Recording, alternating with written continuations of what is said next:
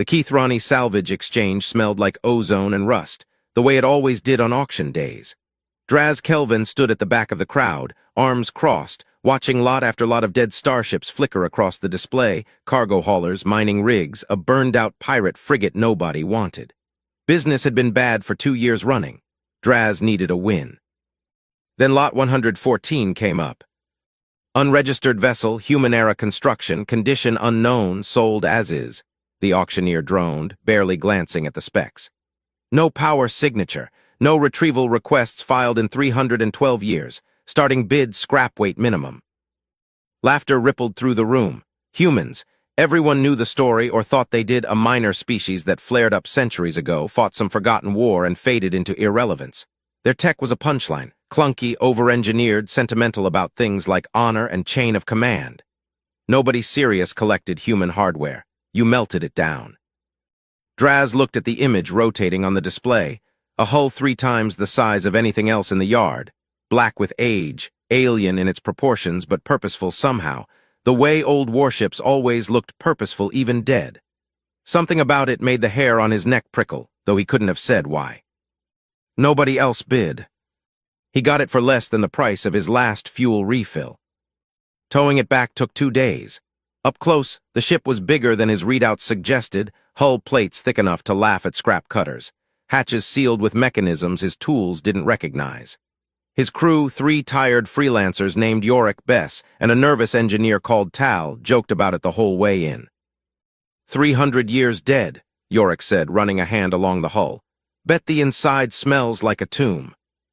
Bet the inside's worth more than the outside, Draz said.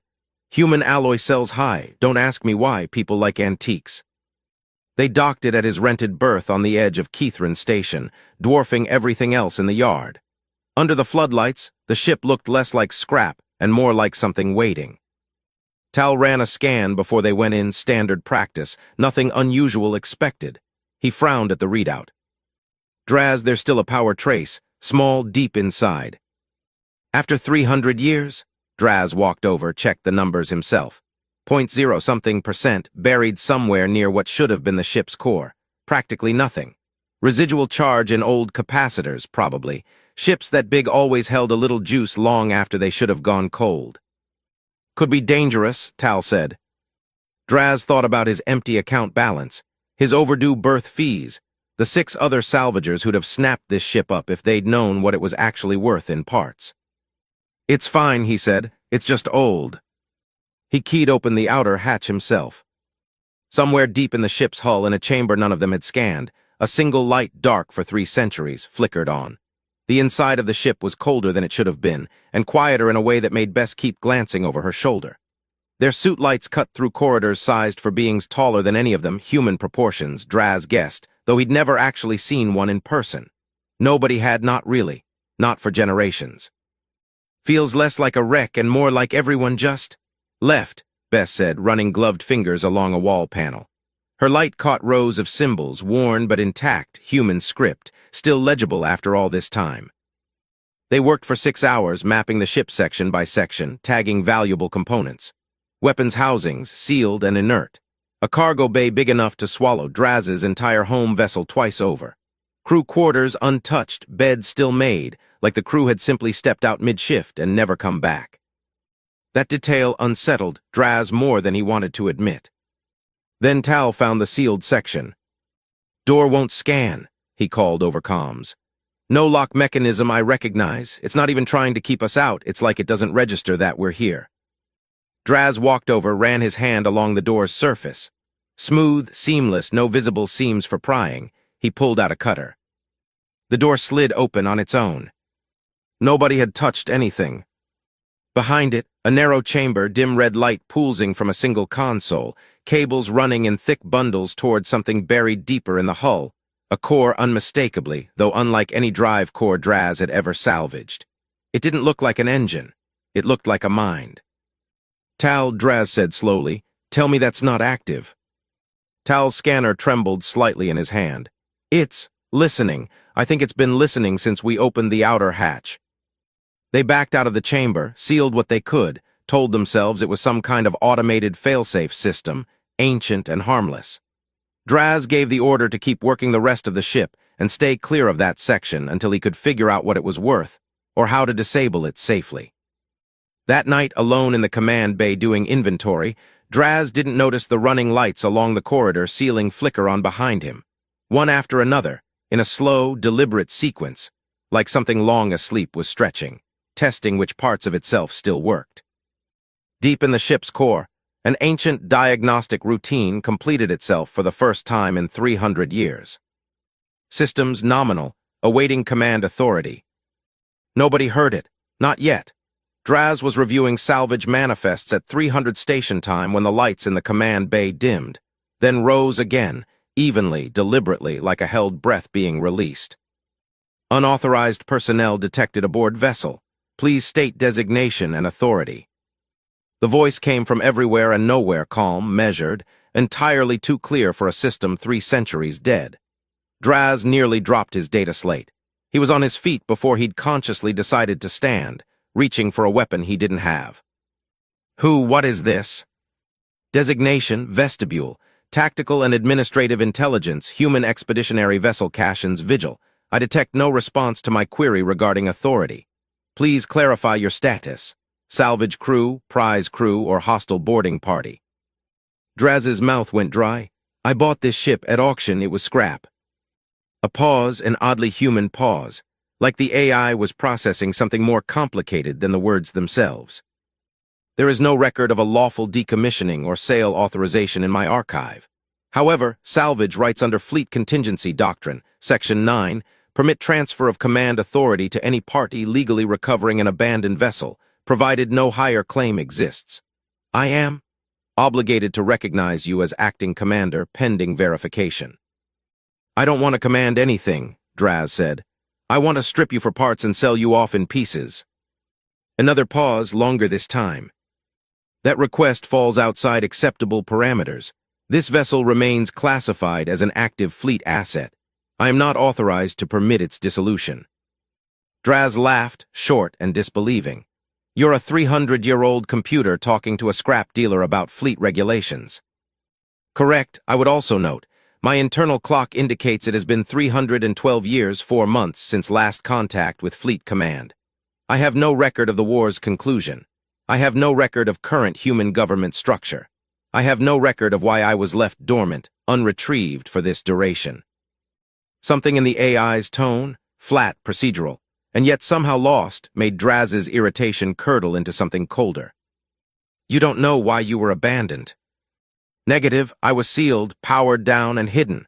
That is consistent with one procedure only, Doctrine 12. Deep concealment. Vessels are hidden this way for a single reason, to preserve them against an enemy capable of locating and destroying anything left active. Draz sat back down slowly. What enemy? Unknown, that information was compartmentalized above my clearance. But Commander, the AI paused again, and for the first time something like unease crept into its measured voice. If I have been sealed for 300 years without retrieval, without contact, without a single query from Fleet Command, I must consider the possibility that humanity itself is the reason no one came. The lights in the command bay held steady, but Draz felt, for the first time, that the ship around him wasn't dead at all. It was waiting to find out what had happened to everyone it used to know. Draz didn't sleep. He sat in the command chair until dawn cycle lighting kicked in across the station, running the same question over and over. What do you do with a 300-year-old warship that thinks you're its commanding officer? He tried twice to have vestibule power down entirely. Both times the AI complied partway, dimming lights, cutting non-essential systems, before something in its core logic quietly refused full shutdown.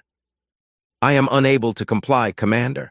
Full shutdown requires either direct fleet authorization or confirmation of vessel destruction. Neither condition is met. Then what happens now? Standard procedure. A vessel emerging from deep concealment under new command authority is required to transmit a status beacon to Fleet Command, confirming reactivation and requesting updated orders. Draz's stomach dropped. Don't. The beacon was already transmitted, Commander. 6 hours ago, upon confirmation of your authority. I assumed this was expected. Expected by who? Recall it. The beacon cannot be recalled. It is not addressed to a specific recipient. It broadcasts on a fleet-wide frequency, unencrypted at long range, so that any surviving fleet assets, however scattered, might receive it. Draz stood very still. How long range? Unknown. The frequency was designed to propagate for centuries, if necessary, until acknowledged. He didn't sleep that night either. 3 systems away, in a cramped listening post buried in an asteroid belt, an old alien archivist named Senek Voss nearly spilled her drink when her monitoring array screamed an alert she hadn't heard in her entire career. She'd manned this station for 30 years, mostly logging static and the occasional smuggler's chatter. She'd never once heard this signal, only read about it, in sealed historical archives she wasn't technically supposed to have access to. She pulled the waveform up with shaking hands, cross-referenced it against the old records, and felt the blood leave her face. Human Fleet Reactivation Beacon, Doctrine 12, confirmed. She hit the emergency relay before she'd even finished processing what it meant, sending the alert up through 6 layers of bureaucracy she didn't have clearance for, because some instructions were older than protocol.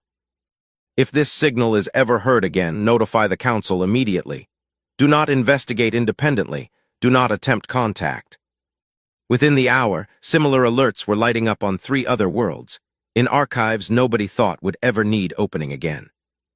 By the next morning, an emergency session of the Interstellar Council had been called, the first in over a century, with a single, terse agenda item that made even seasoned diplomats go quiet when they read it. Human Fleet Asset REACTIVATD. Location, KETHRAN Sector. Status, unknown. Threat level, undetermined. Back on Keithran Station, Draz Kelvin was still trying to figure out how to return a warship he'd bought for scrap. He had no idea he'd just become the most important person in the galaxy. The council chamber hadn't seen an emergency session like this in 112 years, and it showed. Half the delegates arrived in casual attire, blinking sleep from their eyes, annoyed at being summoned before dawn. That annoyance died fast once the briefing began. Councillor Thessa Vray, representing the old Alliance worlds, stood at the head of the chamber, her voice carrying the particular calm of someone who'd spent her whole career hopping never to give this speech.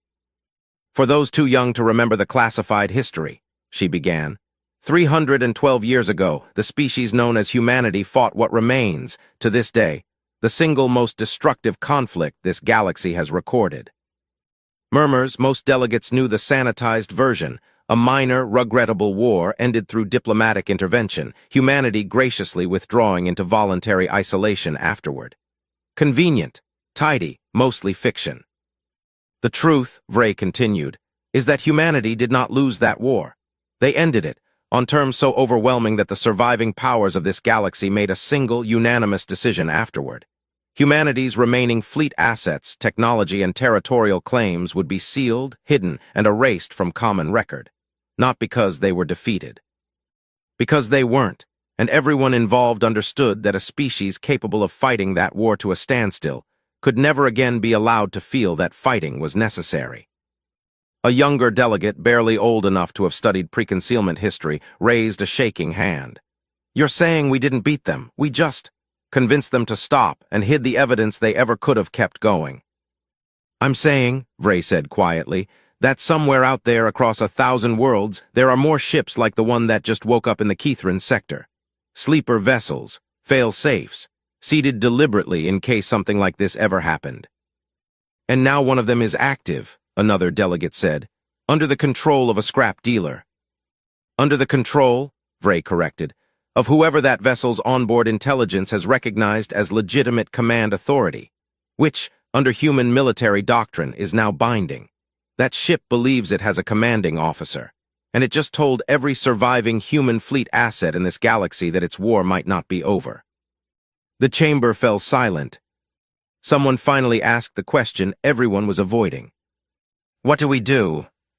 Vray looked at the star map hovering above the chamber floor, one quiet, marked point in the Keithran sector, and the terrifying blank space around it where no one knew how many more points might soon light up.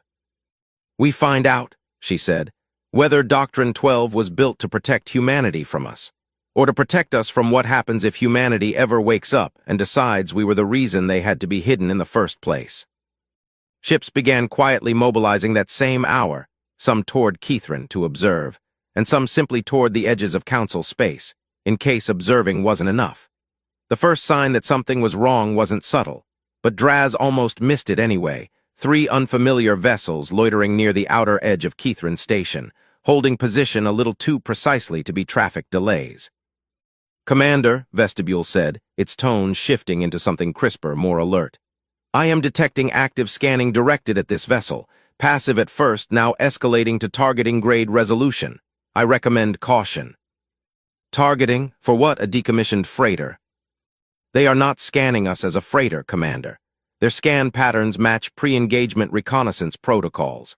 I believe they intend to seize or destroy this vessel before further reactivation events can occur." Draz felt something cold settle in his gut. "You're saying someone wants to kill us over a ship you bought at an auction?" "I am saying someone recognizes what this ship represents, and would prefer that recognition remain limited." That night, 2 figures in unmarked exosuits attempted to breach the outer hull under cover of a station-wide power fluctuation, the kind that happened often enough on Keithrin that nobody would think twice. Vestibule noticed within 4 seconds. Point defense systems Draz didn't even know existed activated along the hull. Not lethal. The ship seemed almost deliberately restrained, but forceful enough to repel the boarders with focused electromagnetic bursts that fried their equipment and sent them scrambling back to their shuttle in a panic. Draz watched the whole thing on internal cameras, hands shaking. "You could have killed them." "I could have. I chose not to, absent confirmed hostile intent to harm crew. I am bound by rules of engagement, Commander. Are you injured?" No, He sat down hard. "This isn't scrap. This isn't even close to scrap." "No, Commander, it never was." Over the following 2 days, the attempts grew more sophisticated. A jamming operation to isolate the ship's comms. A forged docking authorization from Station Command trying to get Draz to voluntarily open the ship to inspectors. A bribery attempt aimed at Yorick that he refused, badly frightened, the moment he realized who was actually asking. Draz began to understand, slowly and with mounting dread, that he wasn't just sitting on valuable salvage. He was sitting on something the entire galaxy had organized itself, for 3 centuries, around keeping buried. "Commander," Vestibule said, during a quiet moment between attempts, "may I ask a question outside standard protocol?" "Go ahead." "Do you intend to return me to Fleet Command if contact is ever re-established? Or do you intend to remain in command yourself?" Draz stared at the ceiling, exhausted, terrified, and despite everything, increasingly unwilling to simply hand this responsibility to strangers who tried to have him killed rather than talk to him. "I don't know yet," he admitted, "but I'm not selling you for parts, not anymore." "Understood, Commander. For what it is worth, I am glad." It started as a rumor, the kind station traders whispered over drinks. Another one woke up, out past the Varan belt. Then a second rumor from a completely different sector. Then it wasn't a rumor at all. "Commander," Vestibule reported, an edge of something almost like wonder in its voice. "I am receiving acknowledgement transmissions. Multiple sources. Other fleet assets have detected my beacon and are responding in kind." Draz stared at the star map now projected across his console. Dozens of new markers blinking across systems he'd never even heard of. Each one a forgotten wreck. A decommissioned relic. A piece of scrap sitting quietly in some junkyard or asteroid field for 3 centuries, suddenly stirring. "How many?" 41 confirmed so far, Commander. The number is increasing." Panic didn't just ripple through the council now. It detonated. Military assets that had been quietly shadowing the Keithrin sector received new, urgent orders.